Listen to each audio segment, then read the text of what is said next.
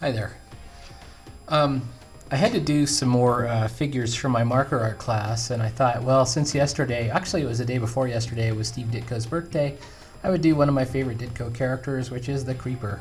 He's not a very popular character. I love his wild costume, though. And I always thought he would have been sort of a cool street-level DC hero if they had kept him going. And you know, he still appears every once in a while. He ends up in various different things. I started with a really basic, very loose pencil drawing, and then I just went right in with the ink, as I like to do. And sometimes that bites you in the butt, as I did on the second figure. I felt like I was getting a good start, and then I realized I hadn't quite worked out the feet yet. And then I decided to make 1 foot way smaller, and then 1 foot curved upwards. And I had to get out my white cover-up paint.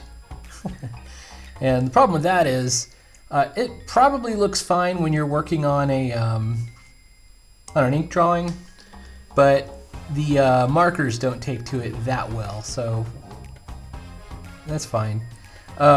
I switched to my Micron PN for this last figure. I just wanted to compare and contrast, and I was getting a little weary of the nib pen, which I like the effect of. I love getting some line weights and some depth in my lines, but it's also very nerve-wracking and easy to screw up. I also added some background laughs, and then I started right in with my markers. I was fairly careful on my marker selection here. I actually tested out a few to see if I would get the right color mix.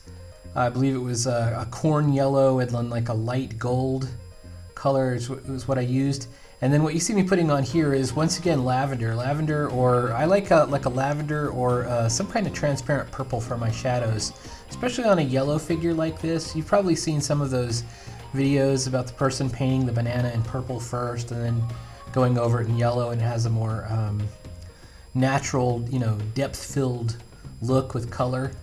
I'm not that good at color, but I know how to, you know, I know how to copy a lesson when I see one, so I definitely got some lavender out to do it. Green took no time at all. Then I jumped right in with my reds. I used a cranberry and cerise were my 2 reds, and I wanted to have them just saturated enough to really bring out the character. That's one of the cool things about Ditko's designs, is there's, you know, he doesn't do half measures. He goes full out with the big fluffy fur cape, which reminds me of Kraven the Hunter, and then full out with color, full out with design. I was a little afraid of losing the guy's hand over here because it's red on red, and I decided to go ahead and just go for it, and I added a little bit of line with a white gel pen. I'm not sure if it worked, but we're just going to go ahead and put it in there and turn it in anyways. Oh, by the way, yes, this is for class. This is for a marker art class that I've been taking. I already did another one I didn't do on camera, but I did a version of the White Tiger. I like picking the obscure heroes that you very rarely see.